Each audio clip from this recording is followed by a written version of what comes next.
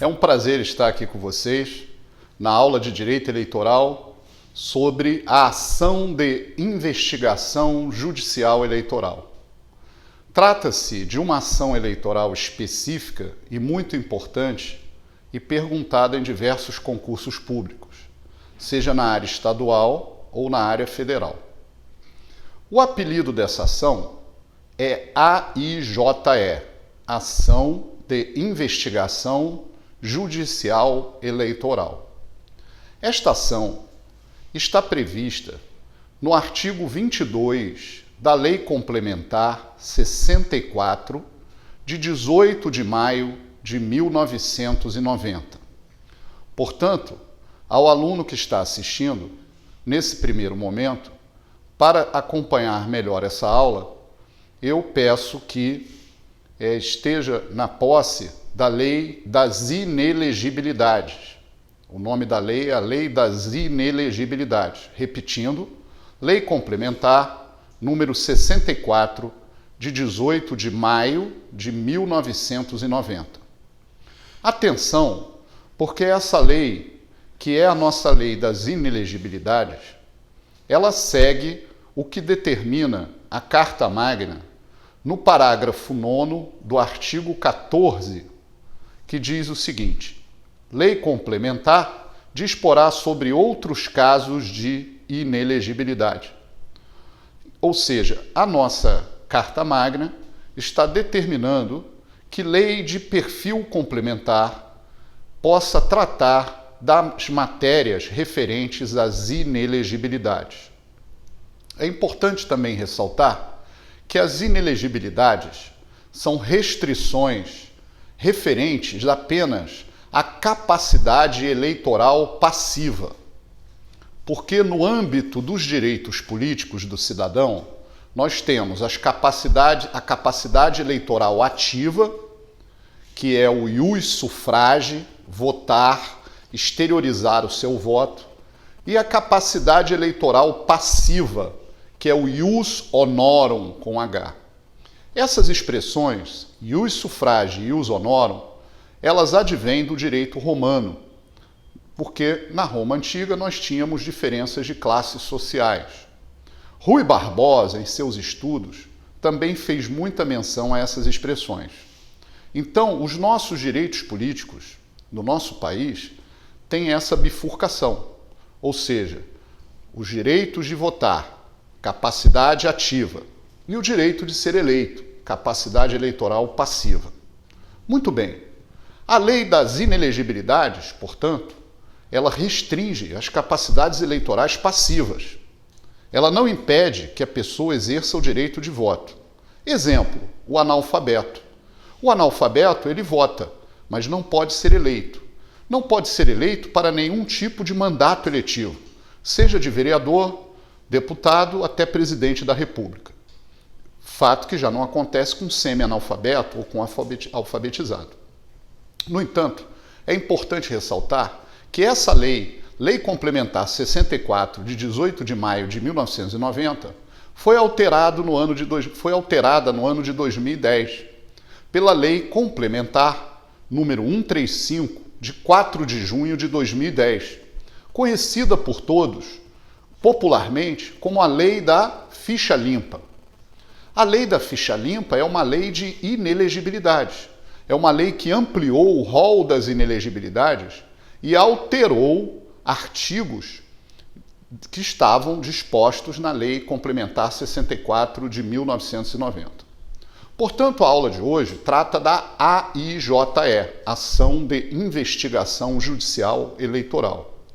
Ela tem esse nome, que é um nome anômalo, porque o artigo 19 da Lei 64 de 90 tratava, na sua origem, de investigações jurisdicionalizadas pela Justiça Eleitoral, a cargo dos corregedores do TSE, TRE e juízes eleitorais nas eleições municipais nas comarcas.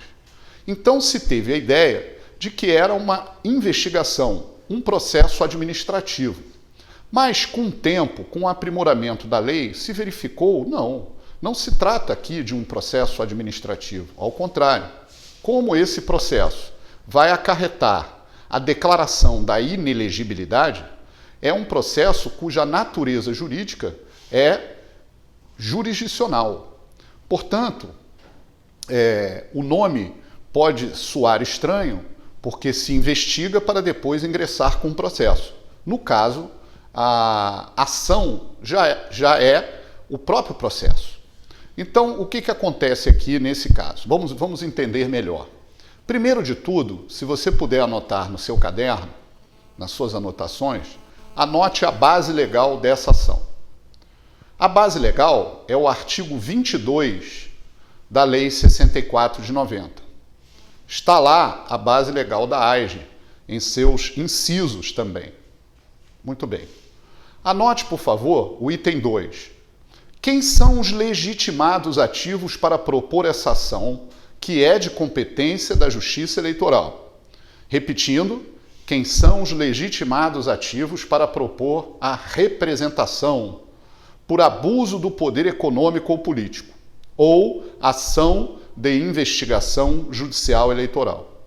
Então, o apelido AIJE também pode ser chamado de representação por abuso do poder econômico ou político. Quem são, portanto, os legitimados? O caput do artigo 22 diz expressamente: são os partidos políticos. Lembrando que os partidos políticos são pessoas jurídicas de direito privado e, para estarem na Justiça Eleitoral, devem apresentar os seus estatutos devidamente constituídos e ter um representante do partido que outorgará uma procuração a um advogado especializado. Portanto, a capacidade de ser parte e estar em juízo do partido político deve ser observada. Outro legitimado ativo é o candidato. O candidato é pessoa física, que deve também outorgar uma procuração a um advogado especializado. O candidato, pessoa física, também é parte legítima. Que candidato é esse? É o candidato que está disputando a eleição e está vendo que o seu concorrente está praticando atos de abuso do poder econômico e político. E procura o candidato a tutela jurisdicional eleitoral, a fim de impedir o abuso e aplicar as devidas sanções legais.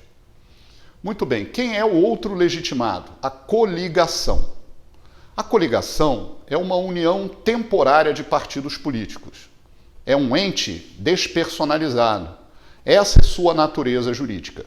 Quando se fala em coligação, se fala em aliança, estar unido a você. Então, quando dois partidos estão coligados, o partido A e o partido B, forma uma coligação.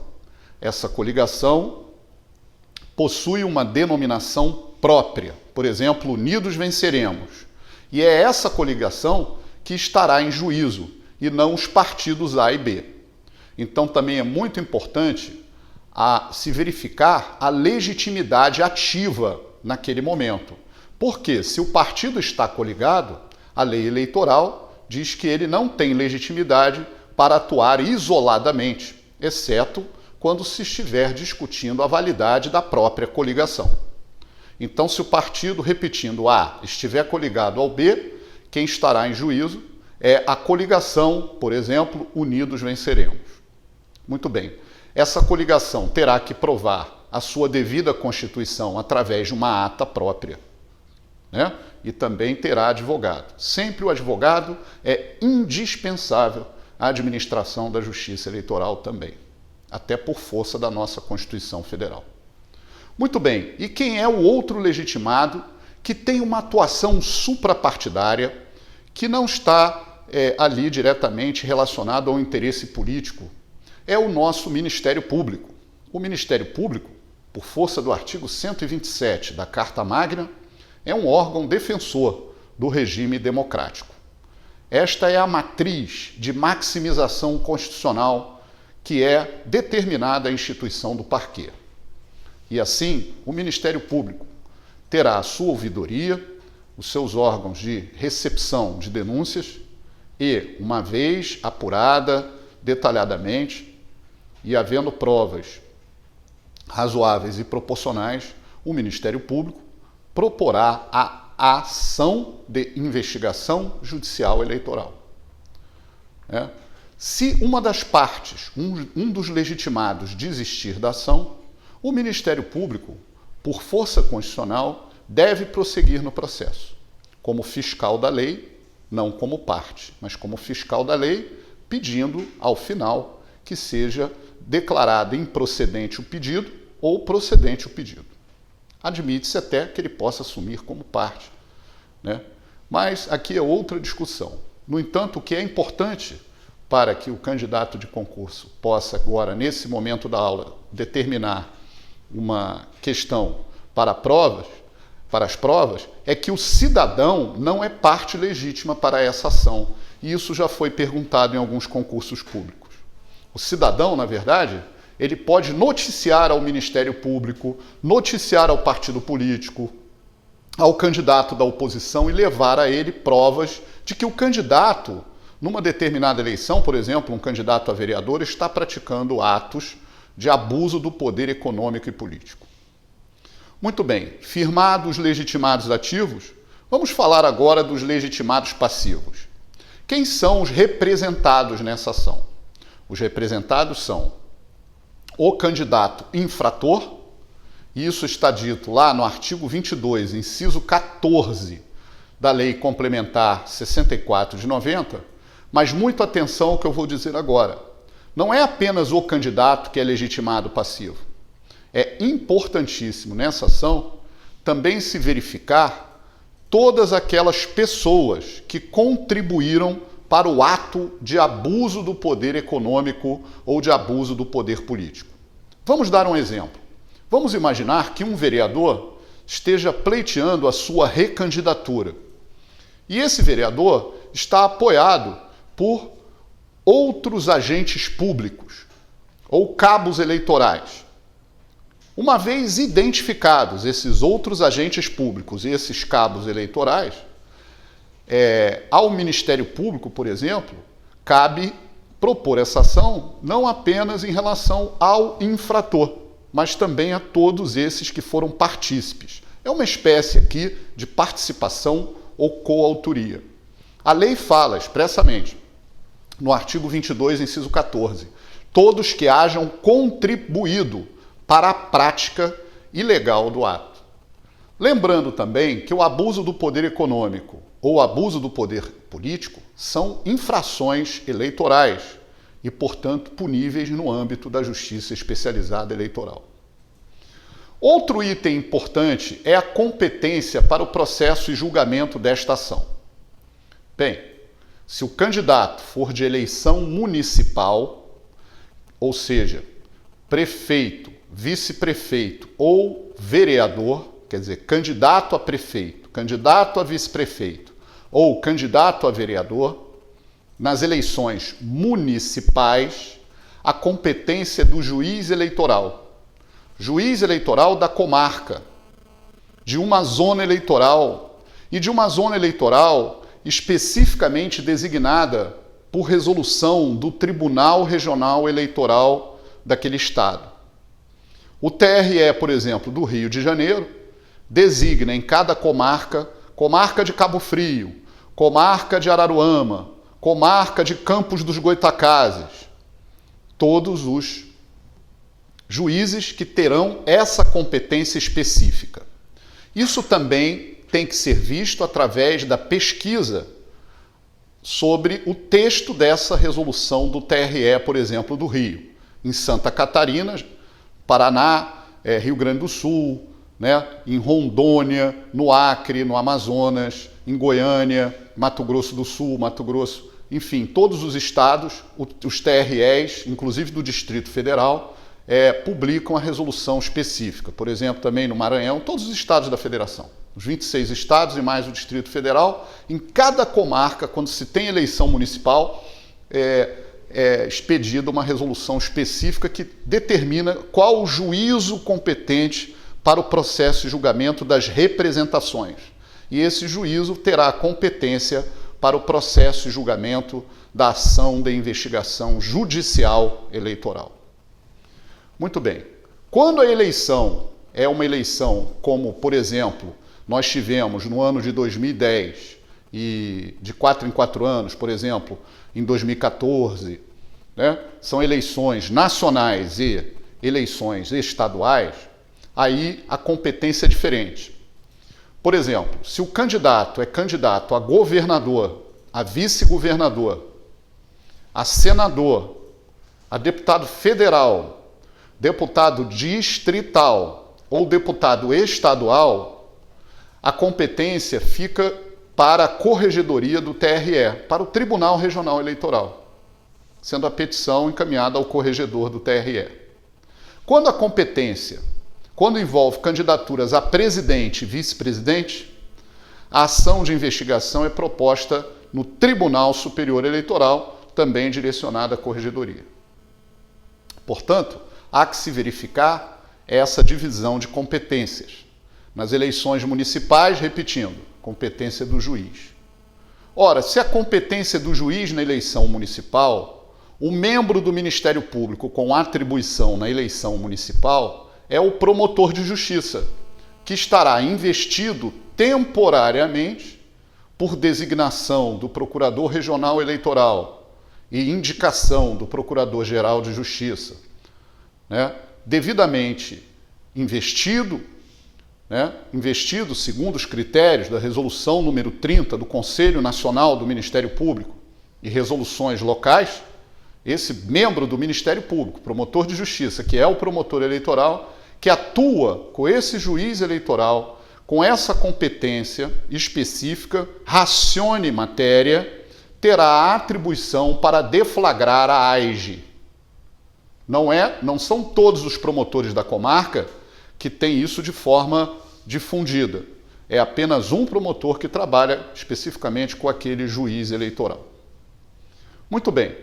Quando a competência do TRE, o membro do Ministério Público que tem legitimidade ativa é o membro do Ministério Público Federal. Trata-se aqui do Procurador Regional da República. Do Procurador Regional da República, que é o Procurador Regional Eleitoral. O Procurador Regional Eleitoral é escolhido entre os procuradores regionais da República ou procuradores da República vitalícios.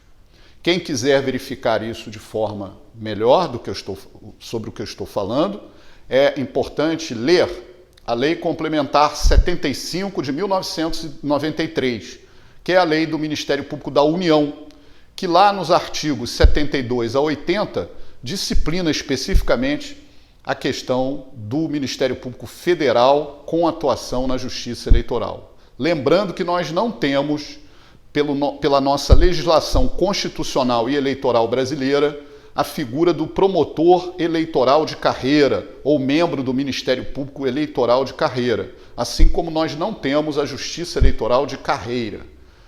A Justiça Eleitoral é uma justiça especializada e a atuação do Ministério Público na esfera eleitoral também é especializada. E isso se faz por acumulação de funções, né? O promotor eleitoral também trabalha na sua vara criminal, né, na sua vara civil, na vara da infância e adolescência, no tribunal do júri, ele acumula as funções eleitorais. Assim como o magistrado, o juiz de direito também. E, por último, quando o abuso do poder político-econômico for praticado pelo candidato à presidência da República, que pode ser o próprio presidente que pretende a reeleição, essa AIGE, essa representação por abuso do poder político-econômico, é proposta no Tribunal Superior Eleitoral. E se ela é proposta no Tribunal Superior Eleitoral, como já fizemos menção, a atribuição do Ministério Público fica com a responsabilidade do Procurador-Geral da República, que é o chefe do Ministério Público da União. O Procurador-Geral da República, quando atua no Tribunal Superior Eleitoral, é denominado de Procurador-Geral Eleitoral. Procurador-Geral Eleitoral. Então, firmadas as atribuições, legitimidades ativas e passivas e competência, vamos falar agora da causa de pedir. Qual é a causa de pedir na ação de investigação judicial eleitoral? A causa de pedir é o abuso do poder econômico ou político. O que seria o abuso do poder econômico ou político? A lei, no artigo 22, inciso 16, nos diz que é um ato de gravidade, um ato que tenha repercussão na campanha eleitoral, que desequilibre a campanha eleitoral. Quando é proveniente do abuso do poder econômico, é um ato que envolve o excesso do dinheiro investido na campanha ou a falta de controle efetivo sobre os gastos da campanha eleitoral. Não é necessariamente um ato que tenha buscado fontes ilícitas. Por exemplo, no artigo 24 da Lei 9.504, nós temos as fontes vedadas aos agentes públicos em campanha.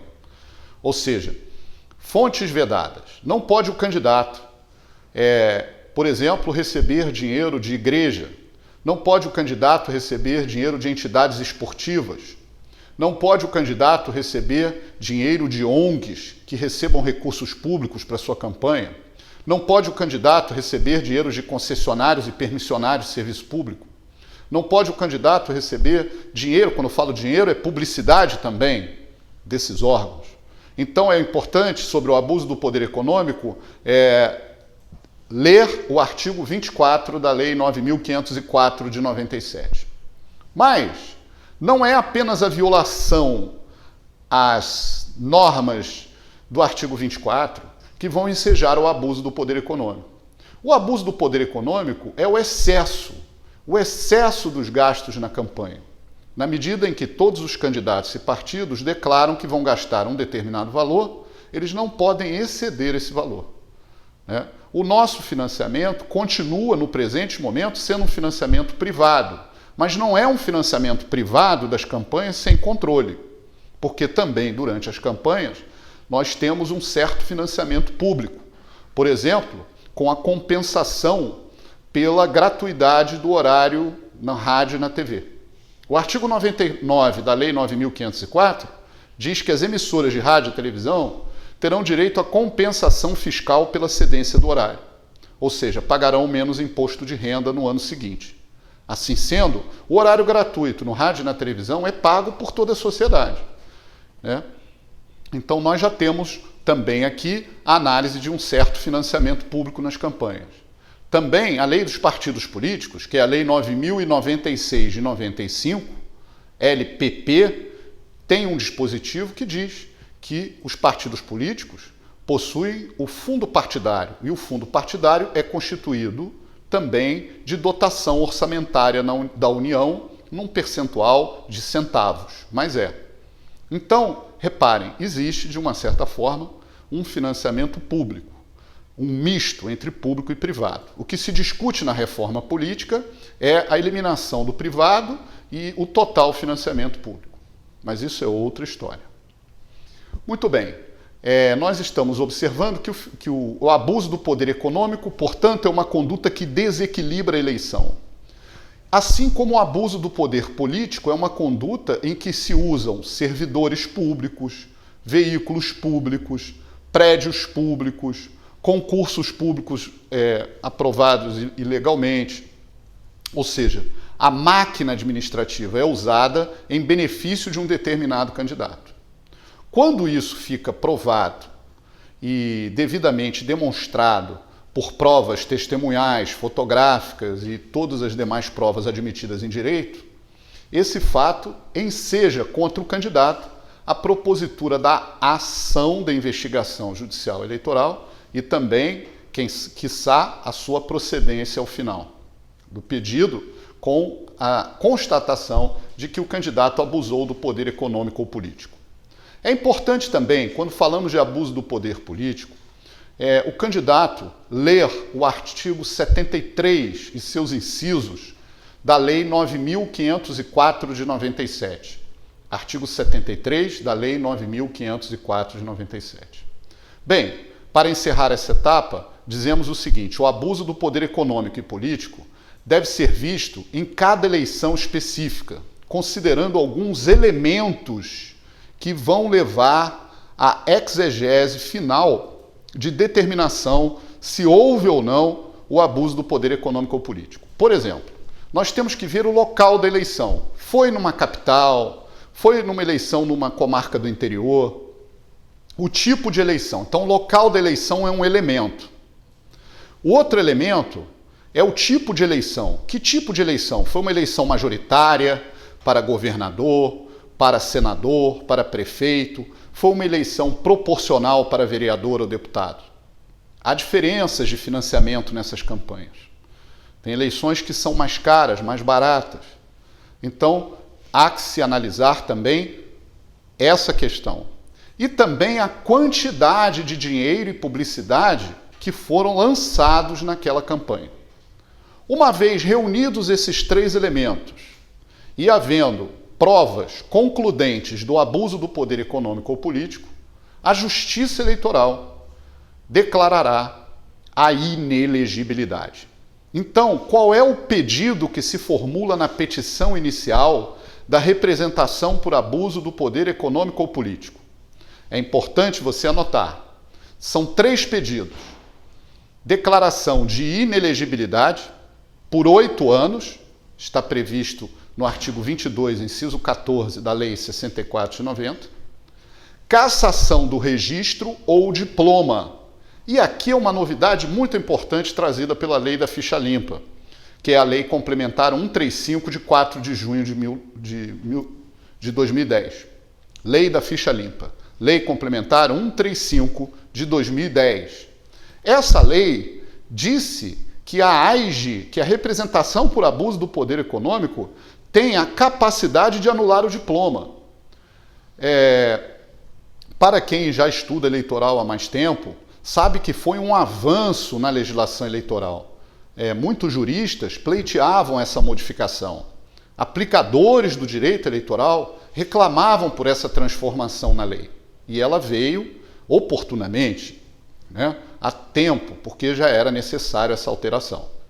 Então eu digo o seguinte: hoje a representação por abuso do poder econômico ou político tem o potencial de anular o diploma. Anulando o diploma que foi expedido pela Justiça Eleitoral, anula-se o mandato eletivo. Lembrem-se disso. Anulação do diploma, anula-se o mandato eletivo. Essa questão é importantíssima, porque antes, para anular o mandato eletivo, era necessário se recorrer contra a expedição do diploma através da interposição do recurso previsto no artigo 262, inciso 1 do Código Eleitoral. 262, inciso 1, nos casos de abuso do poder econômico ou político. E esse recurso tem um prazo muito curto, que é um prazo de 3 dias. Ou era necessário também propor a AIME, ação de impugnação ao mandato eletivo, cujo prazo é de 15 dias contados da diplomação. 15 dias da diplomação para ação de impugnação ao mandato eletivo, ação essa prevista na Constituição da República, no artigo 14, parágrafos 10 e 11. Então, ou o legitimado ingressava com a ação de impugnação ao mandato eletivo, ou com recurso contra a expedição do diploma. Hoje, atualmente, pelo novo perfil da Lei 64 de 90, não se faz necessária a propositura dessas duas ações, desde que, obviamente, já se tenha consolidado provas suficientes durante a fase da propaganda eleitoral, que vai de julho a outubro, antes das eleições, e durante essa fase da propaganda, de julho a outubro, se tenha verificado a causa de abuso do poder político e econômico. Então, mesmo que essa ação seja julgada 1 ano depois, 1 ano e meio depois, com todas as devidas tramitações e observando-se o devido processo legal, eleitoral e o contraditório, mesmo que ela seja julgada 1 ou 2 anos depois, ela tem a capacidade de anular o diploma. Por isso que, às vezes, nós nos surpreendemos com a anulação de eleições municipais. Por exemplo, no ano de 2013, está se anulando uma eleição no município do interior e os eleitores sendo chamados no domingo a votar novamente para escolher o seu novo prefeito. Porque essas ações foram propostas, essa ação de investigação judicial eleitoral, durante o prazo que deveria ser proposto, né? E é importante falar desse prazo, que é um outro item para abordarmos aqui o final da aula. Qual é o prazo limite para a propositura da ação de investigação judicial eleitoral? É a diplomação. Não esqueçam disso. Depois da diplomação, é possível ainda a interposição do recurso contra a expedição do diploma no prazo de 3 dias, ou a propositura da ação de impugnação ao mandato eletivo no prazo de 15 dias. Mas passados esses prazos, não há mais que se questionar no âmbito da justiça eleitoral que aquela eleição estaria, eventualmente, contaminada por atos de abuso do poder político-econômico. Acredito que com isso nós fizemos aqui um breve relato sobre a ação de investigação judicial eleitoral. Como suporte ao aluno interessado em estudar direito eleitoral na sua vida profissional, na sua atividade jurídica e também para os concursos públicos que se apresentam no Brasil inteiro que exigem a matéria de direito eleitoral, eu, como professor, indico aqui no momento alguns livros de minha autoria. Eu tenho um livro de legislação eleitoral que é apenas a lei, que possui um trabalho de remissão de mais ou menos 20 anos que eu vou aprimorando. Nesse livro, é um livro que você pode levar para as provas que tem consulta, porque ele não tem nenhum comentário ou anotação. É um livro que só tem a lei pura, mas com remissões. Por exemplo, remissões da Constituição para a Lei 9.504, da Lei 9.504 para a Lei das Inelegibilidades, para a Resolução 21.538 do TSE, quer dizer, um trabalho de remissões. Esse livro, portanto, pode ser adquirido através da editora Ímpetus, né, que é encaminhado para você em qualquer lugar do Brasil.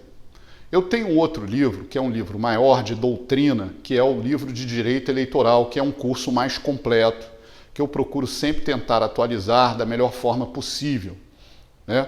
Embora a gente saiba que essas decisões do TSE são muito alteradas e que nós, volta e meia, estamos diante de reformas eleitorais, mini-reformas, etc. Então, nós procuramos aqui sempre tentar levar ao leitor a melhor forma possível dentro desse livro, tentando a melhor didática que eu possa conseguir para transmitir de forma mais correta os ensinamentos de direito eleitoral. Lá você tem essas ações, essa ação que eu expliquei, todas as ações eleitorais. Eu tenho um livro também, esse livro também é da editora Ímpetus. Eu tenho um livro que é um resumo desse, que é o resumo de direito eleitoral também da editora Ímpetus, né? Que é um livro também que ajuda muito o candidato. E tem um livro que nós não vamos fazer mais, mas ele parece que ainda tem alguns exemplares à venda, que é o livro de questões eleitorais para concursos, com gabarito e resposta. Questões do MP do Rio, de São Paulo, de Minas, do Judiciário, questões de analista do TSE, etc.